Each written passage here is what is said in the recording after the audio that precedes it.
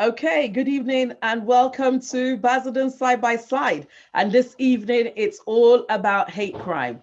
And we are so honored to have with us the experts that deal with hate crime like it was their bread and butter. My name is Councillor Yetunde Adeshile, and it's an honor to be with you here tonight with these wonderful guest speakers tonight to talk about hate crime. What is hate crime? Do you know what hate crime is? Do you know how to report it? Should you experience hate crime? Well, you're going to find out all the answers to these wonderful questions tonight as we go into the presentation for this evening. So just starting us off very quickly this evening, we've got with us myself, Councillor Yetunde Adeshile. I'm the Basildon Side by Side Vice Chair, and I also head up the Policing and Hate Crime thematic group for Basildon Side by Side. We will later on be joined, and I will be introducing him once he joins us, Dr. Chukwudi Ukupaka, who is the Basildon Side by Side chairperson. Hopefully he'll be joining us very shortly. He is in the middle of vaccinating quite a few people in Basildon at the moment. And of course, we've got with us, as I think we've had him here before, James Swatton, hate crime officer for Essex Police. He will be talking about hate crime. What is hate crime? Why should you report it? When should we report it? What happens after you've reported it? And sort of like the investigation process. And we're very honored to have this evening two officers from the Independent Office for Police Conduct. They sort of like take things from, I believe this is correct. Take it from if you're not satisfied with what you get at James's end, they can take it a bit further. But I think it's a bit more complex than that. But they can certainly explain that later on. So you are very welcome this evening. We have started right on time because we need to finish on time. It's Friday night, and we're all entitled to have a bit of a weekend when we can. Okay, so moving on tonight, the agenda for tonight is welcoming and introductions, which is what I've just done, but everybody will be introducing themselves again by the time they get to start speaking. Everybody else that is joining us as a guest, you can speak later on during the question and answer session. Should you have any questions or any questions that you want to ask that comes to you as the speech is going on, please just make a note of it.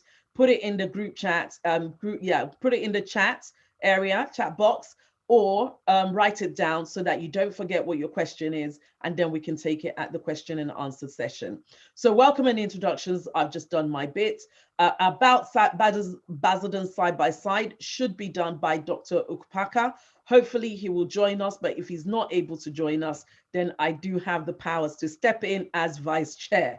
So also, we will be having James, who will be speaking to us on hate crime, and obviously the role of the Independent Office for Police Conduct will be delivered by Daniel Palmer and Stephanie Trinder.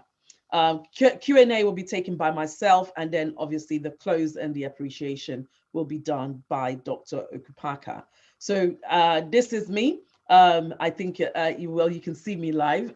So this is me introducing myself as the vice chair of Basildon Side by Side, introducing Dr. Okupaka as the chairperson for Basildon Side by Side. I don't know if Dr. Okupaka is here with us yet. I don't think so, because this is the bit that I hand over to him. Okay, so Dr. Okupaka is not here with us yet, so I will quickly run through a brief introduction for us in Basildon Side by Side. So the mission, our mission statement is to create an enabling environment that supports individuals, groups, and communities of Black, Asian, and minority ethnic to realize their potential, address social isolation, inequality, and insecurity by improving the experiences of those living and working within the Basildon Borough. Our vision is to achieve an inclusive Basildon Borough for everyone. And we have, in order to deliver this amazing task, we have 6 thematic groups, which are education, economic development, health and well-being, policing and hate crime, community cohesion and engagement. And then we have a young people's ambassador, and the young people's ambassador's role is to engage as many young people across Basildon as possible into Basildon side by side. And as they do that, to embed them into each of the 5 above thematic groups. So the young people will not sit on their own, they will be part of each of the thematic groups. Okay, so handing over, this is James. James, are you ready? I'm going to put this presentation down, and then James will share his own presentation. I believe some people are joining us gradually. We did start on time. We're not holding on or holding back for anyone tonight because it is Friday night. And like I said, we're all entitled to a bit of a weekend. So without further ado, let me put on stage James. Hello. Okay, I think my handy dandy presentation is showing on screen. If one of the other people taking part, give me a thumbs up if that is the case. Thank you, Daniel. Okay, so to introduce myself properly, my name is James Swasson. I'm a hate crime officer for Essex Police. I cover the south of Essex. So that's Basildon, Castle Point, Rochford, Southend, Canvey Island, all of that. What is by far the most densely populated and most diverse part of the county. So it's a massive honour to be in charge of this area of the county. My job is to obviously help victims of hate crime, cope with and deal with what's happened, but also to go out, talk to community groups and raise the awareness of hate crime and build bridges between those community groups and the police. So let's dive straight into it. What is a hate crime? The vast majority of people watching this video are going to have at least some idea of what a hate crime is or isn't. But it can be difficult to pin down sometimes. We, the police, all the UK police forces, work to this definition.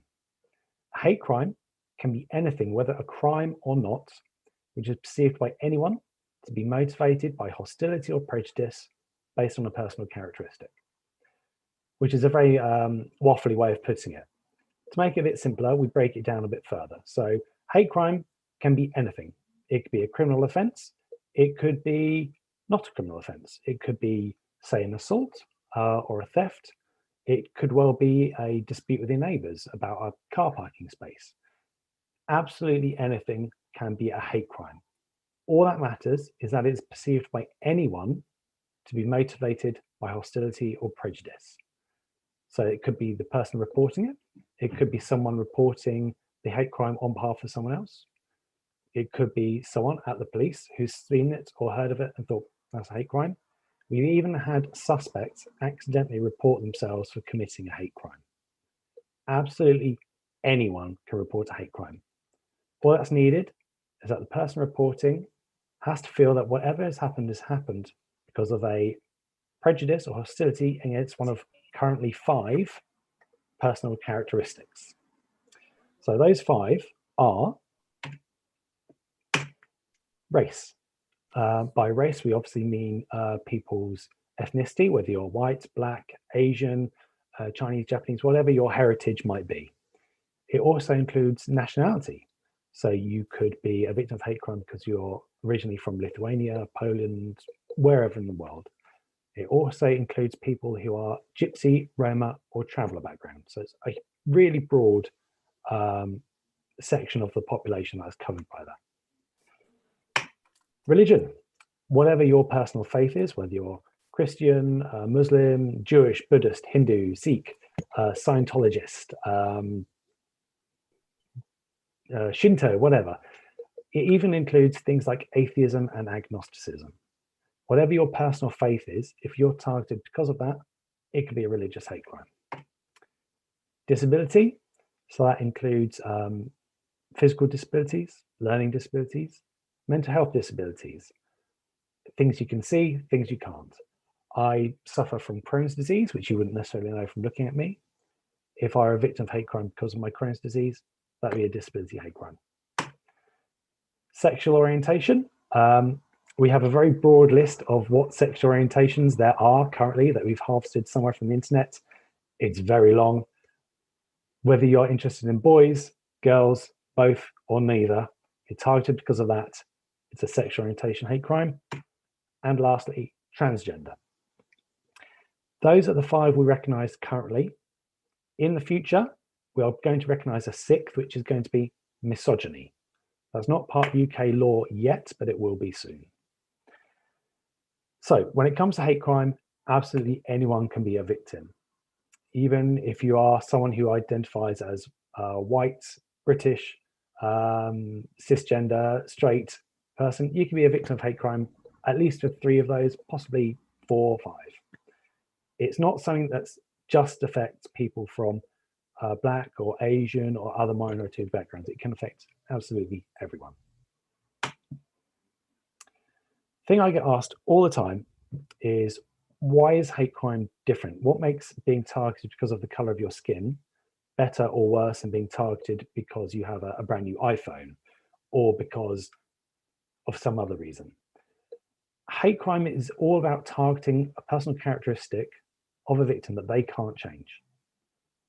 You have absolutely no control over the color of your skin, your faith, whether you have a disability or your sexual orientation. It's one thing going out and someone sees you have a new iPhone or new trainers and you're targeted because of that. It's another thing completely to be targeted because of your sexual orientation, for example. And a hate crime doesn't just target one person. Hate crime targets a whole community. If, for example, a Muslim woman was targeted as she was walking home from the mosque, say someone ran up to her and tried to pull her headscarf off, the fear of being targeted again and the impact of being targeted isn't going to stay with her because she's going to speak to her friends, her family members. A hate crime against one person from a minority is a hate crime against everyone in that minority. And lastly, hate crime is often targeted at the most vulnerable members of society, especially when you think of things like disability hate crimes. It's targeting people who may not have the confidence or the ability to let people in authorities know what's happened to them. It might be that that person has English as an additional language. They might have a learning disability. They may have a mental health disability that stops them interacting with the authorities.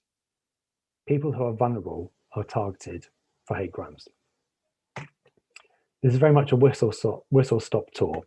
So if we go back to the beginning of police forces looking at hate crimes, I'm sure many of you will recognise this chap's face. This is Stephen Lawrence.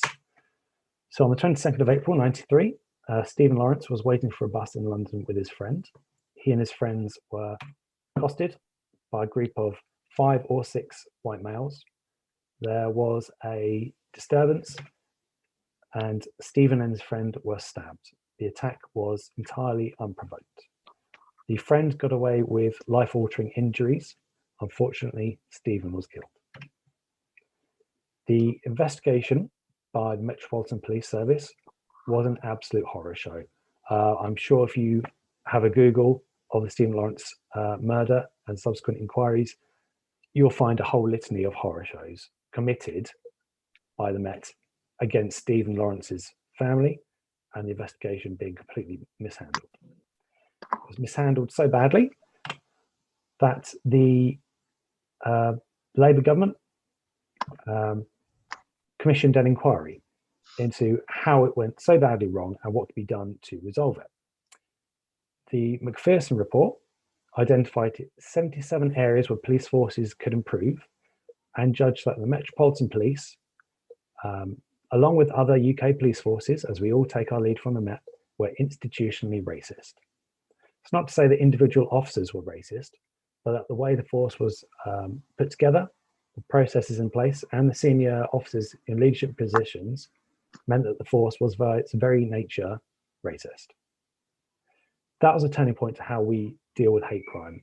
And everything I talked to in this presentation can trace its roots back to the Stephen Lawrence report. So this is all the hate crimes that were committed in Essex in 2020, divided by what characteristic was targeted. And you'll see that 2/3 of the time, people were targeted because of their race, whether that's their nationality, color of their skin, or if they were from a gypsy, Roma, or traveller background. So racial hate crime is still a huge problem in Basildon, Essex, England, the UK. And it's why we have events like these, and it's why I come out and talk to people, because we need to tackle that. It's not acceptable to just go, oh, well, that's the way it is. It has to be tackled head on.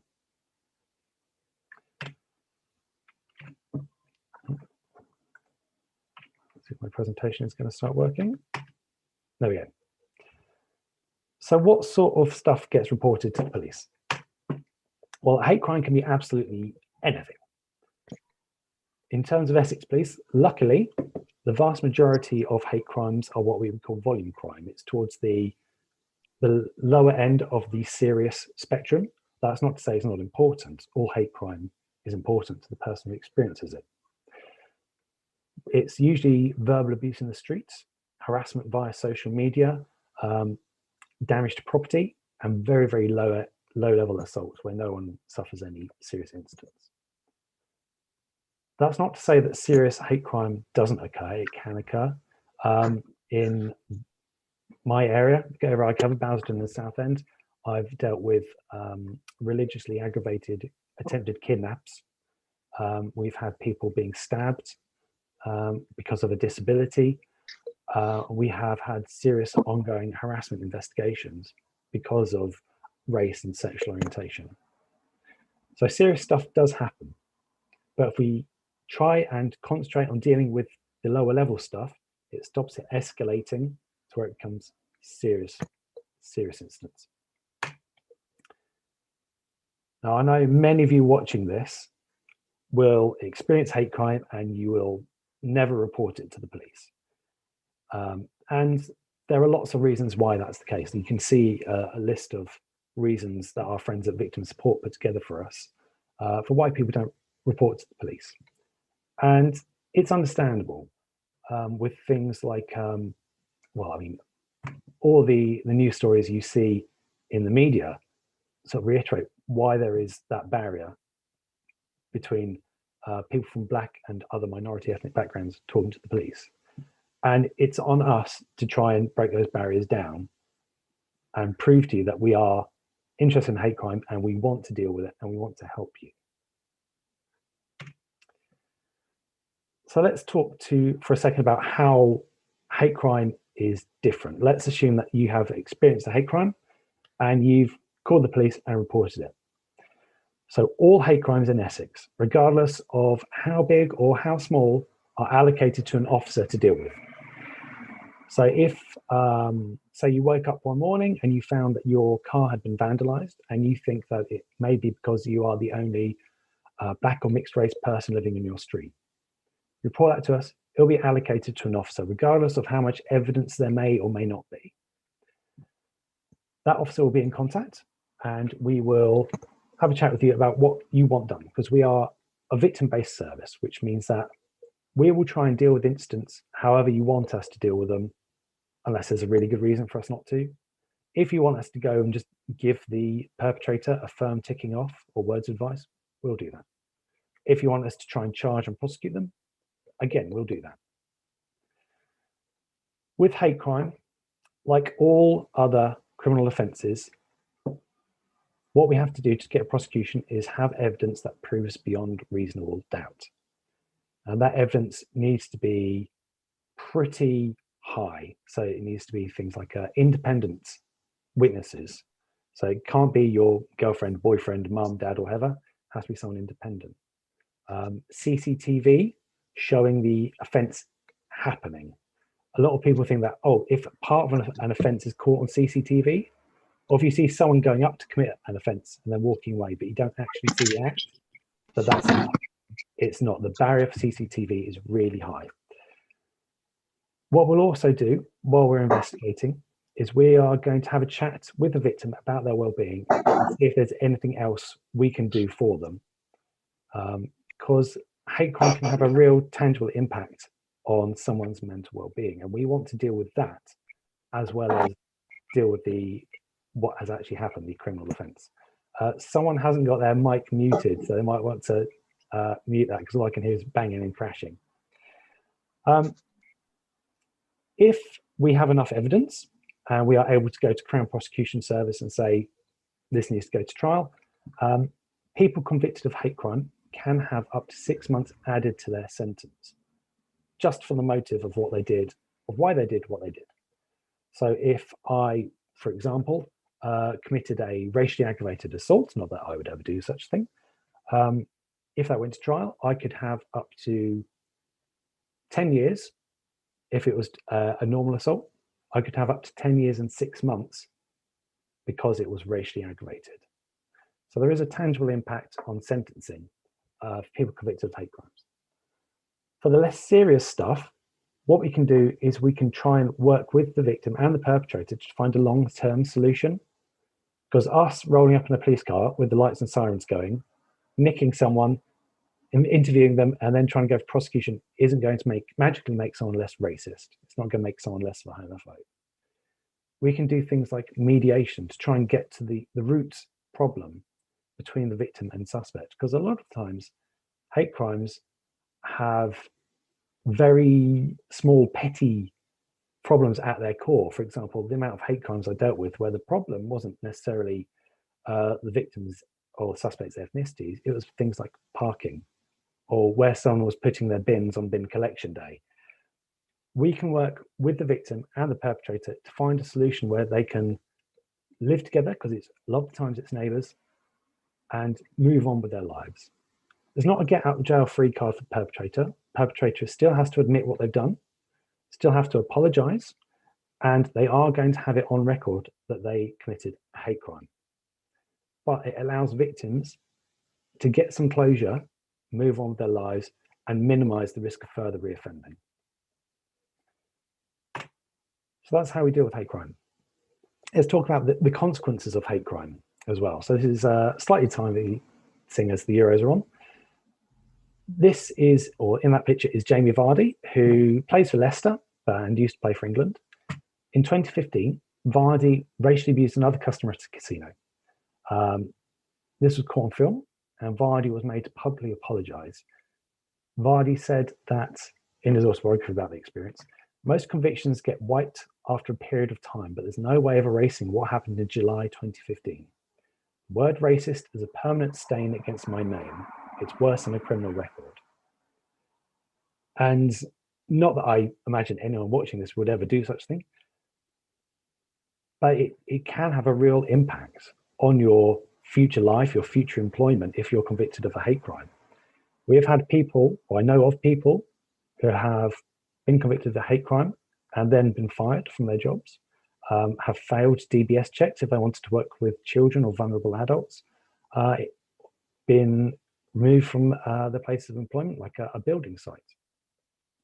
It does have a tangible impact, and that's why it's important to be aware of hate crime if it targets you, but also to be aware of hate crime in your relations with other people. So to help drive up reporting, because Essex Police, hate crime is the one area where we want the numbers of reports going up rather than down, because we know hate crime happens. Hate crime happens in every town, village, city, hamlet, wherever people live in close proximity to other people. So to try and get more people to report, we have hate crime ambassadors. Hate crime ambassadors are community members who want to raise awareness about hate crime and promote the reporting of it to the police. And we have hundreds in Essex, and we are constantly looking to get more. We also have our hate incident reporting centres, which are places in the community where people can go and report what's happened to them that aren't police stations, because there can be a fear factor for people talking to the police. And I understand that, and I get that. Basildon Council is a hate incident reporting centre. Peabody, Swan Housing. There's a full list on our website. So if you have been a victim of a hate crime and you want to report it, but you don't necessarily want to talk to the police directly, you can go there and they will help you get that reported. This is where I'm going to teach you to suck eggs. Not that you need to know this, but it's always good to go over the basics. If you do experience a hate crime, which I hope never happens, but if you do, please report it to us. You can either report it to us on 101, or 999 if it's emergency. It's always good to go for that, because the amount of young people I've spoken to who think the emergency number in the UK is 911. It's 999. Ideally, we will talk to the person who's experienced the hate crime directly. But if you're calling on behalf of someone else, then you can take details from them and report it on their behalf. Don't forget, anyone can report a hate crime. It doesn't just have to be the victim. If you do need to report a hate crime, do make it easy for our call takers and say, I would like to report a hate crime. We're very good at spotting them, but make our life easier. So I think I've done that in a pretty reasonable time, but if you've completely ignored everything I've said up till now, here's the basics to take away. Anyone can report a hate crime. The victim, a witness, a friend, family, suspects. If someone you know, say if you're a family member who's experienced being a victim of a hate crime, you can report on their behalf, and I would encourage you to do so. There are 5 protected characteristics at the moment: race, religion, sexuality, disability, and transgender. Anyone could be a victim of hate crime because we all have a race, we all have a faith, we all have a sexual orientation. Most of us, many of us, will have a disability. Hate crime is all about targeting vulnerable members of society who may have no voice, which is why it's so important that people report it to us, especially if you're reporting on behalf of other people, because you may have the voice to get them help that they lack. 60%, I don't know if this figure is still accurate, but at the time of last reporting, 60% of hate crimes go unreported to the police, which is why it's so important that it's reported to us. And lastly, but not leastly, if you, friend, family member, your next door neighbor, someone you work with, someone you go to school with, whatever, are a victim of hate crime, then please, please, please report it. If you don't report it, we can't do anything about it. You have to be brave, pick up that phone, go to the Essex Police website, go to a hate incident reporting centre and ask for help. And that's me done. Fantastic. Thank you so much, James. Thank you so much. As I said at the beginning, if you're going to have any questions, please write them down. And when we have the questions and answers session a little bit later on, then we will bring up your questions. In the meantime, if you have any comments at all, please feel free to put your comments in the chat box. And moving way ahead of me there, I've got Daniel Palmer, who's the Stakeholder Engagement Officer for South Essex, Southeast England. Is that right, Daniel? That's right, yeah. Okay, That's and right. then Stephanie Trinder, who is the lead investigator for Southeast England as well. They are here to talk about the Independent Office for Police Conduct. Please join me to welcome them this evening as they do they deliver their presentation. Thank you very much, Yatunde, and thank you, James. I said getting the slides up is usually the one thing that really kind of trips me up. So I'm amazed that came up so quickly. But yeah, today is about giving you all an introduction to the IOPC, the Independent Office for Police Conduct. It's explaining a brief introduction of who we are, a bit of a history of who we are, give a bit of an overview of who we are and the police complaint system as a whole. So it's explaining where we fit into the police complaint system. And my colleague, Stephanie Trinder, who's a lead investigator, will also talk through what an investigation looks like as well. And what I'd be keen to say is we're covering a lot of ground in this presentation, so please do take my details, and if you want to contact me afterwards and have more of a conversation, then please do. I'll ensure that my details are shared. So now I just need to work out how to move on to the next slide. How do you do that? Why won't it do that? Oh, there we go. Right. So as I mentioned, we're the Independent Office for Police Conduct. We're entirely independent of the police and of the government. So we make our decisions entirely independent of, as I said, the police and the government. We oversee the whole police complaint system in England and Wales. So just to give a very brief history, and it was very poignant that James mentioned Stephen Lawrence and the Macpherson inquiry, because that's essentially where we come from. So just to give you a very brief overview of history of police complaints in England, So in 1981, some of you may be aware of a lot of uprisings in response to police brutality, particularly in stop and search and sus laws, stopping and searching young black men across cities across the country. And in response to that, there was something called the Scarman Report, which made a few recommendations. One was that the police needed to be more representative of the communities they serve. So actually recruit more diverse and ethnic minorities. And that's still a recommendation that stands, but also that there needs to be a service that holds the police to account. So from 1981, there was a police complaints authority, but it was actually, that was part of the police. So fast forward until 1993, we had the murder of Stephen Lawrence, but the Macpherson inquiry in 1999, one of the many recommendations, and James went through a few, was that there needs to be an independent body to oversee the police. Fast forward again to 2004, and the IPCC, the Independent Police Complaints Commission, was set up. So the IPCC looked at many investigations, but particularly a lot of investigations, one including the failings of the Met Police into the Stephen Lawrence murder that James touched upon, and also the Hillsborough tragedy that happened in 1989. So much so that we have an office still based in Warrington that has been looking at investigations into Hillsborough. But some of the key criticisms of the IPCC was that it didn't have enough resources to deal with the amount of complaints. It still lacked independence because there was far too many ex-police officers working for the organisation, and it didn't have enough power. So fast forward again to January 2018, and the IPCC changed to the IOPC, which we are today. And some of the key differences from the IPCC to the IOPC is that we have significantly less ex-police officers. So we're split up into, we cover England and Wales.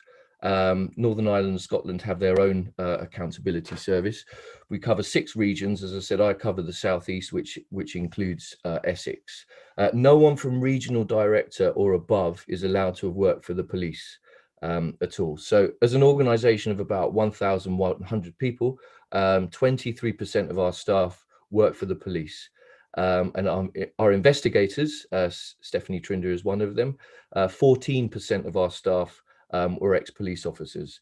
We recognise the importance of having ex-police officers because it's, as you can imagine, sometimes the police is quite a difficult institution to investigate. So it's really good to have people who understand the culture there as well. Some of the other key changes is that the IOPC wanted to be a lot more present and to make people a lot more aware of who we are. Hence, my job was set up to raise awareness to the public and to make the public aware of who we are. Also, we have increased powers now, and I'll touch upon that in a second, actually. So basically, IOPC at the moment, all death or serious, any police contact from death or serious injury, these are automatically referred to the IOPC. So that's the threshold of seriousness. If you were to make a complaint about the police tomorrow, your first port of call would be to go to Essex Police. I can talk a bit about that again later. So the majority, this is quite a bureaucratic and complex system, and this is why we're here to kind of support people through this. But the majority of your complaints will be dealt with by the Professional Standards Department within Essex Police. If you're unhappy with how the police has dealt with your complaint, then you have the right to appeal. So the police have to respond to you within 28 days about your complaint.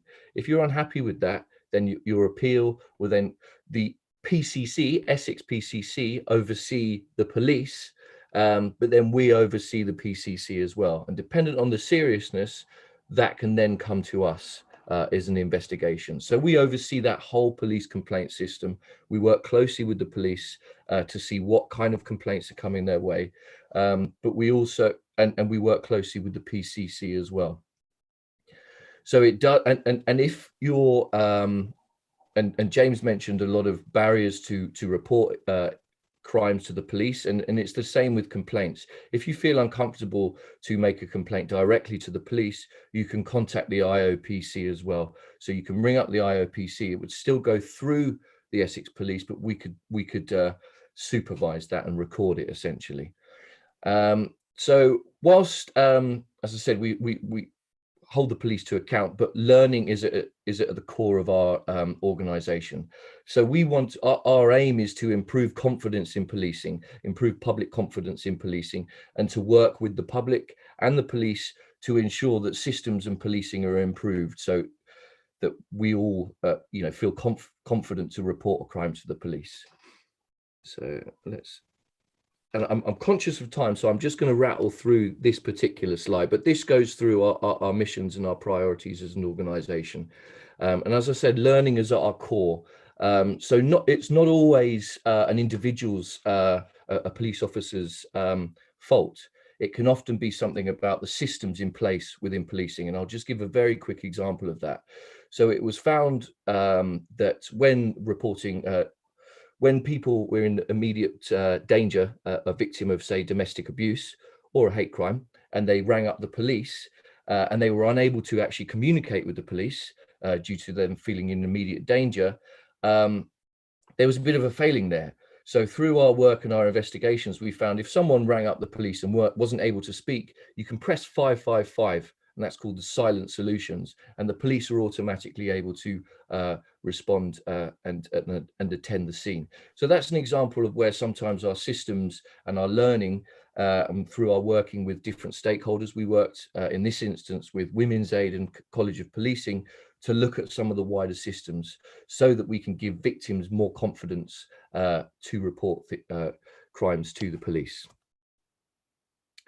So as I said, the most serious cases of deaths and serious injuries automatically come to us, but we also have what's called thematic areas.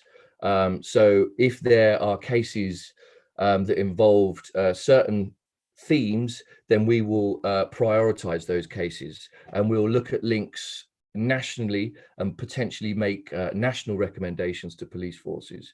So some of these themes is mental health, so cases that involve mental health, road traffic incidents, so that could be a police chase, maybe where someone is injured or loses their life, abuse of power for sexual gain, and that's been a lot in the news recently, especially in relation to the murder of Sarah Everard as well. So we prioritize officers where they're having sexual relations with vulnerable people or witnesses or victims, for example.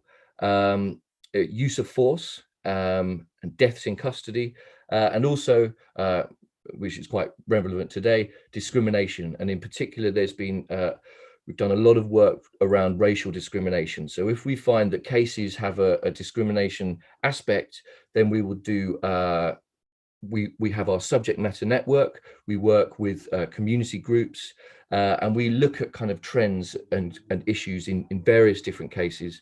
And an example of that is recently we made recommendations to the Met Police around stop and search cases. So we looked at 5 high-profile stop and search cases, and through our work with communities, we looked at learning recommendations to provide to the Met Police, and our community reference groups looked at those recommendations and gave their feedback on those findings. And that's actually something that we're looking to make recommendations to national forces as well. And on that note, because I'm conscious of time, I will hand over to Stephanie, who will talk about what an investigation looks like.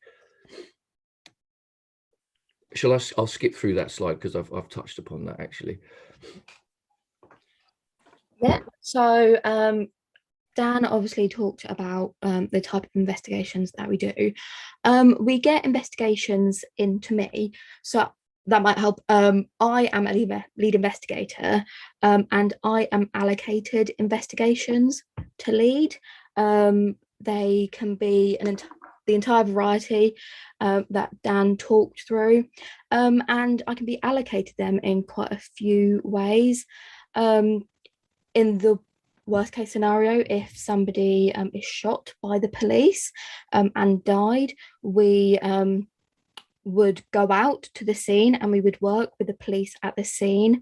But we also get investigations referred into us. And in terms of hate crime and discrimination investigations, that's typically how those investigations come to us. At the beginning of every investigation, we produce a document called the Terms of Reference.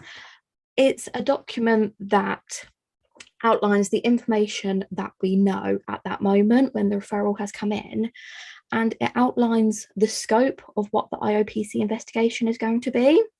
The Terms of Reference document is given to any interested parties. So say if somebody had died, it'd be given to the families next of kin. If it was a complaint investigation, it would be given to the complainants. It'd also be given to the police force so that they understand what we're investigating. In terms of a complaint investigation, we would provide the Terms of Reference document to the complainant and give them the opportunity to respond to it and look at it and see whether they think that what we're going to look at covers the whole complaint. It's really important because a lot of the time we can get complaint letters that are 10 pages long. It can cover a lot of information, and this way we can guarantee as much as possible that we're going to be looking at the points that they think are important to them and what their concerns are. We gather and analyze evidence in a completely, every investigation can be different. Like I said, we can be going to scenes and gather evidence from there. In terms of investigations that relate to hate crime or discrimination, there's a lot more analytical work that might be needed. I think the best way to describe it is that all police officers are given policies on how to do their job, exactly the same way as if people at ASDA are given the policies on how to do their job. And what I have to look at is how are these officers expected to investigate this hate crime, and whether they have followed those policies, whether they have followed those actions, and looking at what has happened, what actions the police have taken to investigating the hate crime. Part of gathering and analysing evidence will include getting evidence from the officers. And part of my investigation will be looking at whether I think any officers have behaved in a manner which I think could either bring misconduct proceedings or, worst case scenario, commit a criminal offence. And so I have to make decisions whether I think statements from police officers are suitable or whether officers need to be interviewed. And I get all this information, I gather it, and there's analysis. We work on the basis of looking at the evidence and on a balance of probabilities of why officers have or have not done something. Dan, did you want to talk about engagement and liaison? Yeah, so part of my job is, as I mentioned at the beginning, it's raising awareness of who we are, the IOPC, the complaints process as a whole, but also if there's a serious incident, or what we call a critical incident, then so on a specific case that we know is causing issues with public confidence, then we will bring together community representatives as well. So we bring around a community reference group. So an example of this is in Haringey, where there's been a history of tensions with police. Last year, a young black man was tasered whilst jumping over a wall, and he was paralyzed from the waist down. The next week, this was referred automatically to us because of the nature of the injuries the young man suffered. So we brought around community representatives to explain how we were investigating that case, what it looks like, and the various stages. So we met with the group initially every week, then every fortnight throughout that investigation. But we also, in relation to discrimination and how we investigated discrimination in this particular case, because also the injured party, the young man, felt that he was discriminated against, and he was stopped and searched because of the color of his skin. So we looked at that, and as Stephanie mentioned, we analyzed a lot of stop and search records from this particular officer, and then we compared that within the force and with all around demographics within the Haringey borough, and compared it to other forces. But some of the community reference and the engagement is really important, because we worked with the Haringey Independent Stop and Search Group, and we got their feedback as to how they felt discrimination should be looked at, and that also formed assistance for our investigation. Should I touch upon outcomes, Stephanie? Because can I just say we need to be bringing it to a close soon? Okay. Thank you. Okay, I'll just say in this particular case then, because it reached the criminal threshold, it was referred on to the Crown Prosecution Service to actually prosecute on this case. So I'm just going to rattle through this slide. Thank you, Stephanie. So just quickly, so I've talked about some of the engagement I do around Essex and within a specific case, but our priority is to essentially work with what we deem low confidence groups. And again, this is a kind of theme through James's presentation and ours, is that we know that particularly, we know people have lack of confidence in reporting to the police. We know that people have got a lack of confidence in making complaints against the police. So my priority and our priority is to work with the communities to look at reasons why, to improve their confidence and to ensure their voice is heard.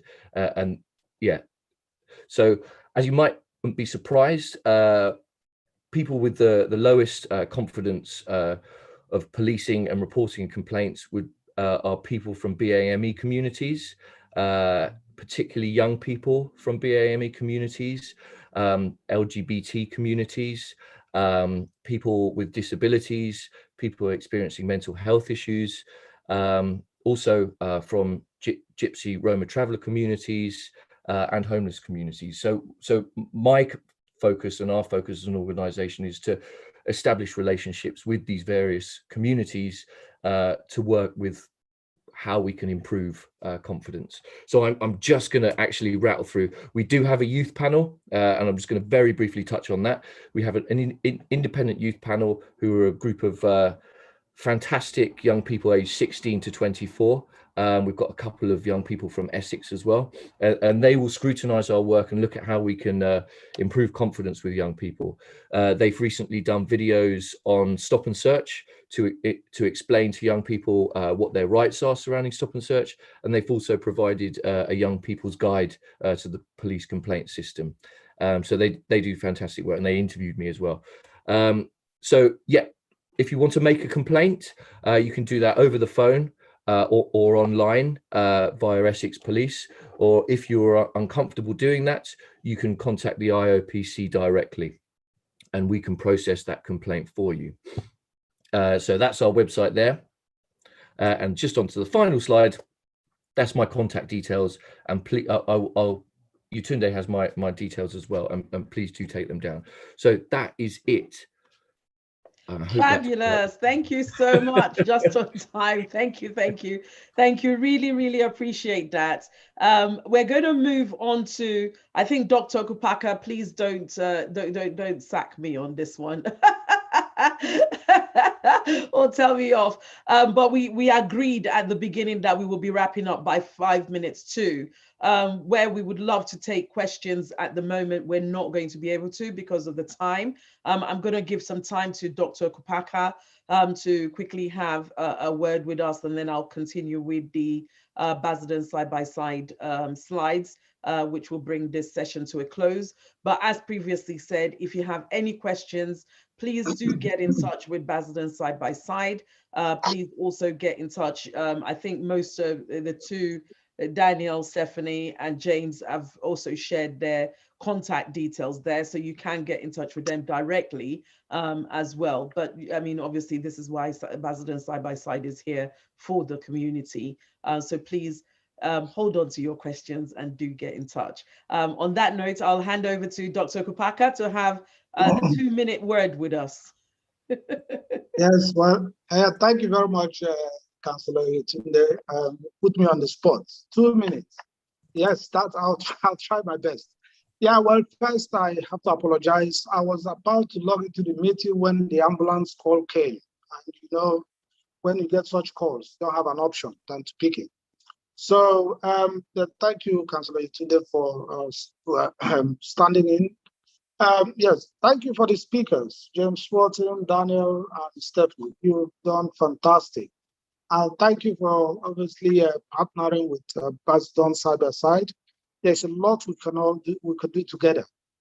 You have listened carefully to your presentations, and it's interesting, to find out the low confidence group definition. I still probably think that there are more groups there who, it's not just debate, but being a doctor, I mean, we see quite a lot that come through, and then you ask them, oh, why don't you complain to the police? No, don't worry, they can't do anything. They won't do anything. I've tried that before. So anyway, I mean, this is a good start, because seriously, it's one thing is for people to have the confidence that when they report things, something will be done. And I think you're fantastic. You're doing fantastic work, and we hope through Side by Side we'll be able to help you as well to reach the hard to reach. I call them the hard to reach, because when you say BAME, the BAME communities, they don't report that much. I mean, some people actually accept some form of abuse as normal or culturally allowed, but that's not the case. It's all about people knowing their rights and knowing where to report their concerns to. And when that happens, if something is done to show the person that, yes, your report has made an impact, that does go a long way to restore confidence. So with Basildon Side by Side, we will continue, to put the message out there. Abuse in any form, physical or is not allowed. I mean, hate crime, obviously, Basildon being, on the spotlight. Everyone is, I can tell you, Councillor Yetunde can attest to this. We've had a few meetings where almost all the speakers are talking about doing something about hate crime, and I kept signposting them to this event. Unfortunately, I didn't see any of them, but it's not going to just end up as a talking shop. We at Basildon Side by Side are very passionate to do something about this, and thank all of you. And hopefully, we will have more meetings in future, to look at ways to, combat this problem. Something will definitely have to be done. Thank you very much. Thank you for your presentations, and thank you for holding this event. All right, thank you so much, Dr. Kupaka. It's again always great to have you here. Thank you so much, everyone, especially to the speakers. Thank you so much for coming this evening. It's been great to have everybody here. And I know that we are going to have this back once again. I think what we said was we'll just do something to get something out there. And then when we go back to physical meetings, we will definitely have James and Daniel back. I think certainly for James anyway, it's going to become a regular visitation for you to Basildon Side by Side, because there is so much to cover in Basildon. So it's been an honor to have everybody here this evening. Once again, I say thank you. Thank you to everybody that's got questions for us. Yes, we've got contact details, and I will share them, I promise, because it's more for James and Daniel than for my own sake. So we've got contact details, and I will be sharing those contact details. So don't worry about that.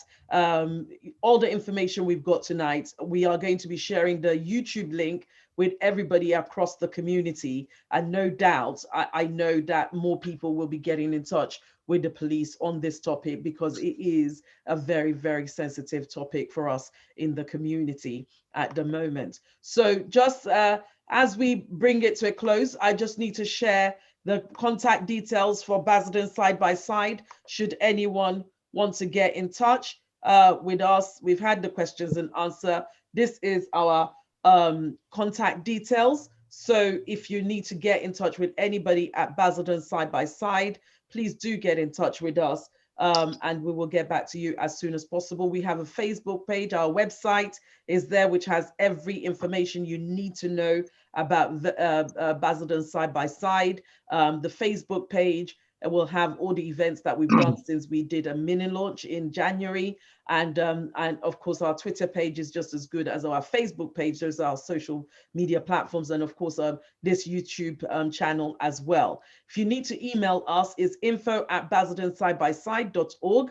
And then telephone number are the 2 telephone numbers that are showing on screen as well. So we hope you've enjoyed the presentations this evening, and we do hope that you'll be joining us for future presentations. You've had your closing and your thank you on behalf of Dr. Tupaka, which I'm doing now. But thank you all so much for joining us this evening. It's been amazing. Thank you to all our speakers, James, Daniel, and Stephanie. I give you a round of applause. And I'm sure everybody else is as well. Thank you so much. We will be forwarding all the questions to you tonight, and we'll be passing on your contact details to everybody in the community. And lastly, Councillor, if there's anything they want us to share on our website, please, they're welcome to send them to us. We're happy to share them. Is that for the from all the speakers today? I mean, if there's anything they think we should share on our website, they're welcome to give it to us. All right. So if there's anything you want to share, forward it to me. I will forward it to Mike, who does our social media and marketing and keeps up to date with our websites and everything like that. And he will put it on the website. But without the shadow of doubt, I would definitely be in touch once again, once we've gone out of lockdown and we can have a physical meeting. Okay. So thank you so much, everyone. Debbie, is that you? Hi, Debbie. Hi. Okay, we're gonna go off live now, and you guys can say hello and hello, bye-bye behind the scenes. Yes. Bye now. Thank you. Thanks, Ronnie. Thanks, Deepak. Thanks, Reverend David. Fantastic evening. Everybody, thank you so much.